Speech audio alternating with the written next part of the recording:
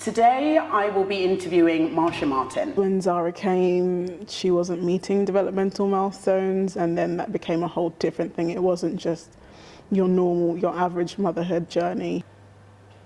The lack of support that she had. My family, Caribbean, Jamaican, Dominican, and autism is just not a thing that was really discussed or known about from their perspective. So it was just a case of, I guess, some unintentional gaslighting. I internalized that, and then that shame also became my shame because I don't know how to handle this. This is my first child. This is my first introduction to autism, so I don't know how I should be handling it. We also look at the unfortunate lack of support from within our own community as Black people. Zara's hair, if I washed it, it would take the whole day, but not the washing portion, just the detangling. Really?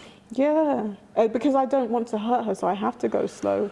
And I have to do the breaks, and I have to do all of that, and it was getting so tedious. I could see that she was always fraught with anxiety, and myself, whenever it was time to get her hair done. I need to cut her hair. This is, mentally it's draining for me, for her, it's not enjoyable. For what? Why do we need her hair to look a certain way? For whose benefit is this? Because it's not benefiting us.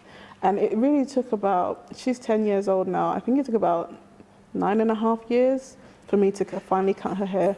I cut it to her shoulders.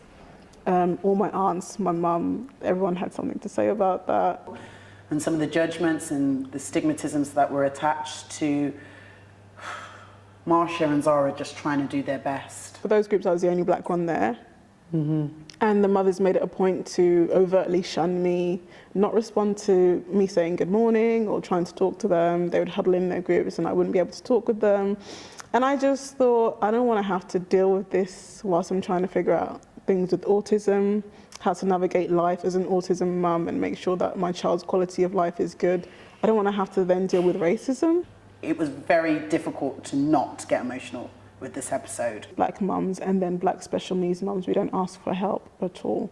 And so I felt like if they recognised us or they recognised themselves in us, that might be a start. And it's worked thus far because they know that we have a genuine collective want to help. Expect a lot of emotion from me as well.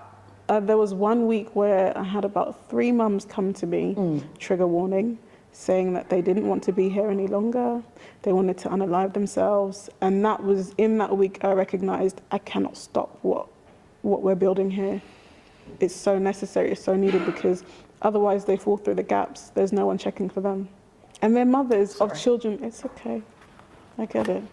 And they're mothers of children that are completely dependent on them.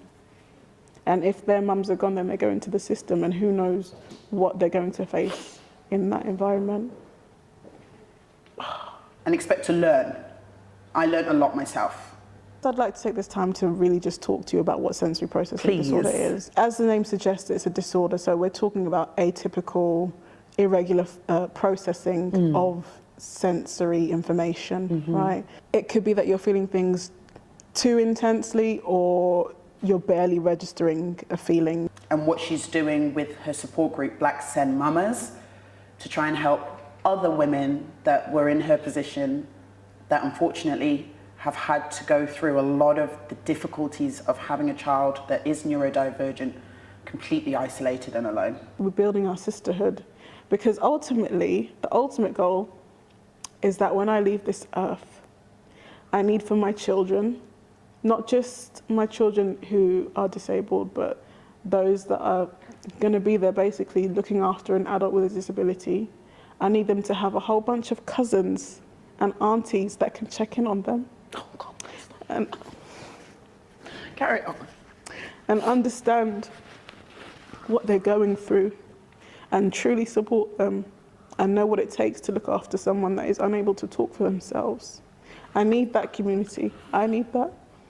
And the truth is, I need them as much as they need me. Girl, don't forget to show your support.